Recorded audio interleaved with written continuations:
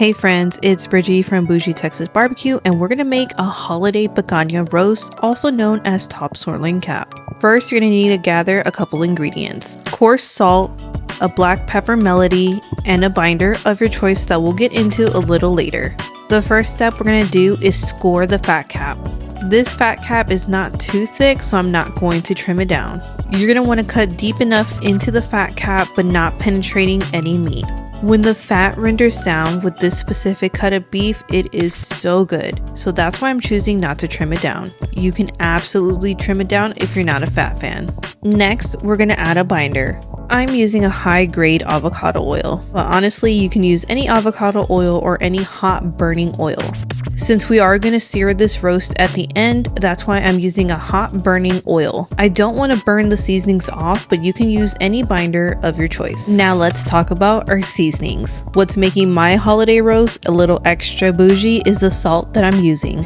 I found this coarse kosher salt chunky blend that is infused with rosemary and thyme herbs. Picanha really just needs salt and pepper. You don't want to cover that delicious beef flavor. We want to elevate it. Now you can absolutely use just any ordinary black pepper, but I'm using a 3 Melody coarse black pepper. This is just to give it that little extra kick and elevate that beef flavor. Now I know what some of y'all are probably thinking. Why picanha? Why wouldn't you do a prime rib for your holiday roast? Well, not everyone can afford a prime rib, but if you reverse sear this cut of beef, it's a lot more affordable and you don't miss out on any flavor. I also wanted to mention this is just how I'm deciding to season my roast. You can absolutely use your favorite beef rub, or you can season it just like a prime rib. Alright, so I'm all done with seasoning. I'm gonna let this do a quick dry brine as I heat up my smoker. Not gonna lie guys, this smells and looks amazing already. Well, let's go fire up the Tahoma. I'm gonna use roughly 10 pounds of Oklahoma Joe's charcoal briquettes, but I'm gonna mix them with post oak wood chips and cherry wood chips. The post oak is going to add all that smoke flavor, and the cherry is going to help with color.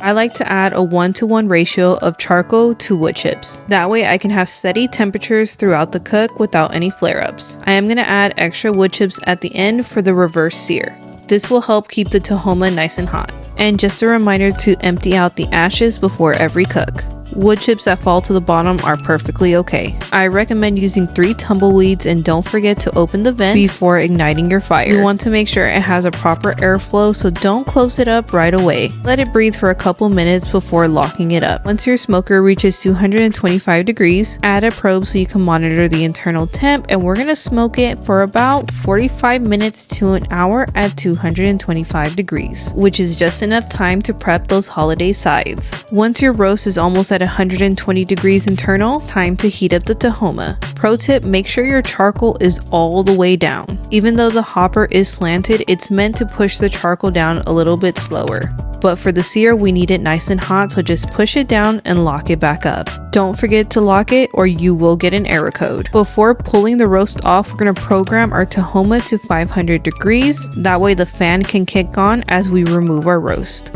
Before the Tahoma gets too hot, we're going to go ahead and take our picanha out. Luckily, the Tahoma doesn't take that long to heat up, so we're just going to set this to the side. Reverse searing on cast iron grates versus an open fire is a bit different, but it has its pros. You don't have to worry about over charring, but you do need to make sure those grates are nice and hot so it caramelizes that fat cap. Apply some pressure and flip continuously throughout the searing process so it not only cooks evenly, but so we can make sure that fat cap gets nice and caramelized.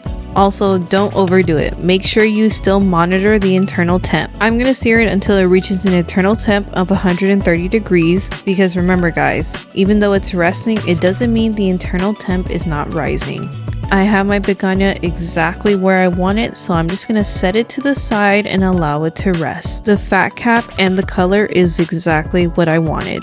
Now there's one more thing I recommend doing while your meat is resting. Since it is the holidays, I'm going all out with the butter. I'm topping it off with this super bougie horseradish butter. I'm gonna let it melt into the fat cap so when I slice, all that butter goes down into the meat. I recommend letting it rest for about 10 to 15 minutes before slicing.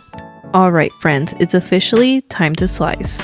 I'm gonna cut into the middle just so y'all can see how it came out. It should feel like butter when you're slicing. Absolutely no resistance. I'm gonna first cut into the smaller piece because the end piece is so easily overcooked. I wanted y'all to see knowing exactly where to place your meat is so crucial during any cook. Not only did we properly cook this picanha, but we even got a smoke ring.